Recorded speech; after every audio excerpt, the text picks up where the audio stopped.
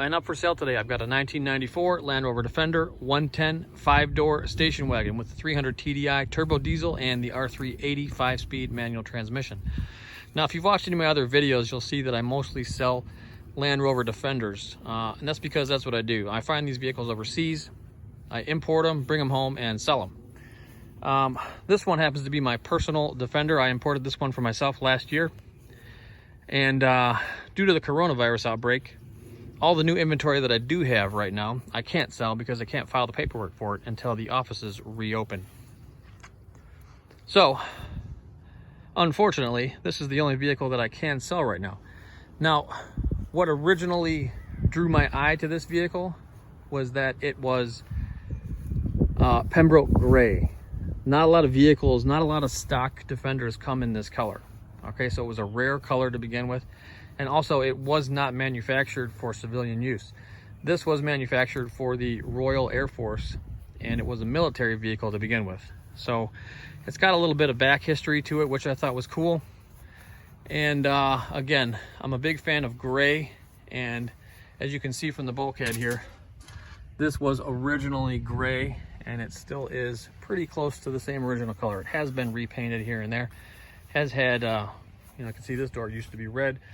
A few things added here and there.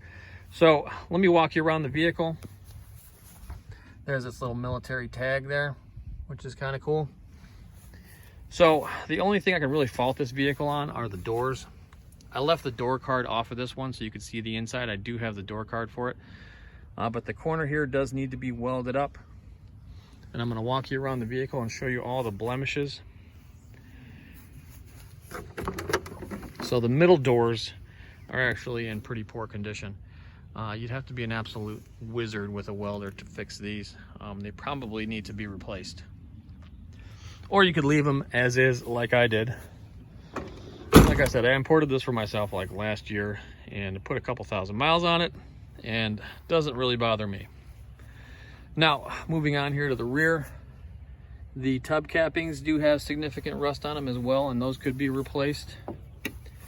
I did replace the rear door. That's brand new. The rear cross member itself was welded on a couple years ago before I bought it, and it's in fantastic shape. And you can see right there where they welded the new cross member on, and that is pretty much it for welds on the chassis that I can see. Normally right there is where they rust out, and right there at the bottom. But this chassis is actually in pretty decent shape. There's the middle outrigger.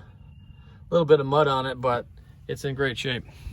Now in the back here, there are no benches, but we do have plenty of storage for gear. Headliner is not in the greatest shape either. It could be redone or cleaned off and re-glued. Do have a ladder. Now I have added 16-inch Wolf rims, brand new set of Goodyear Wranglers, and what are those things?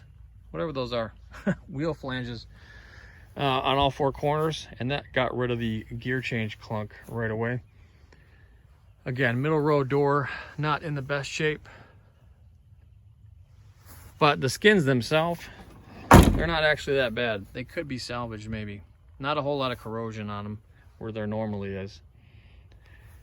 Passenger side front door is in pretty decent shape.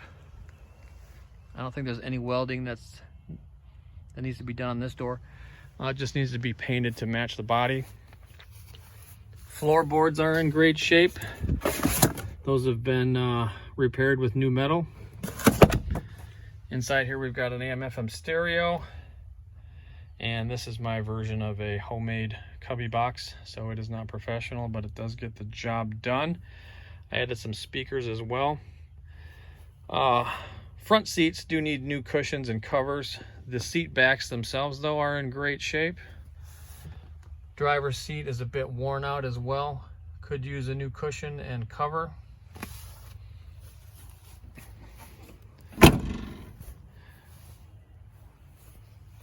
Bulkhead is in great shape. No holes or rust going on there. Front vents are in good shape. Windscreen seal does need to be replaced. I do have one of those to go with the vehicle. The bonnet has quite a bit of denting on it. People like to stand on these for some reason. Inside the engine here is pretty clean as far as oil leaks. It's a little bit muddy from off-roading, but no valve cover leakings, no head gasket leaking, no fuel pipe leaking. The only leak I really do see is from the vacuum pump there, and it does leave a tiny spot of oil in my garage when I park it, but that is about it. It's a very insignificant oil leak. I did replace the front headlights with LEDs, and yes, that is a homemade radiator muff. These engines do take quite a bit of convincing to warm up when it is below 0. We do have a snorkel for your river fording pleasure. And now I will start it up. We do have 238,000 miles on the clock, but do not think this is an old tired Land Rover because it runs and drives amazing. Glow plug light comes on and it fires right up. Fuel gauge is working, temperature gauge is working.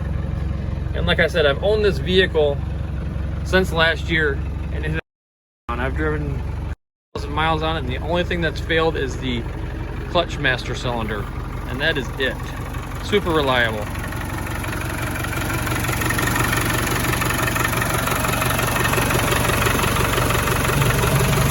Nice clean oil. No blow by or back pressure. Just a slight bit of vibration and no smoke out of the tailpipe. Okay, so let's go for a ride. There's first gear. Let me show you reverse real quick. There's reverse gear. So that is working. Turn signals are working. Temperature gauge is right in the middle where it should be. All right, let's go.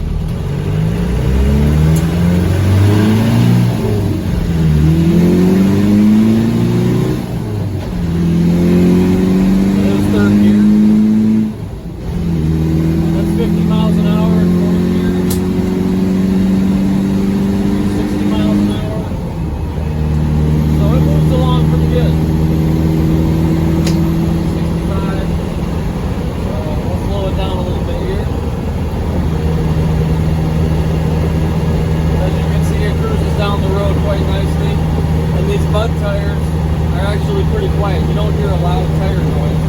It's just pretty much some wind noise and engine noise, and that's about it.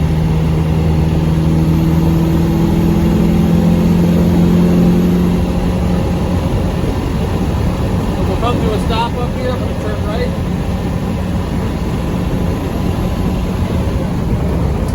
Turn signals are working.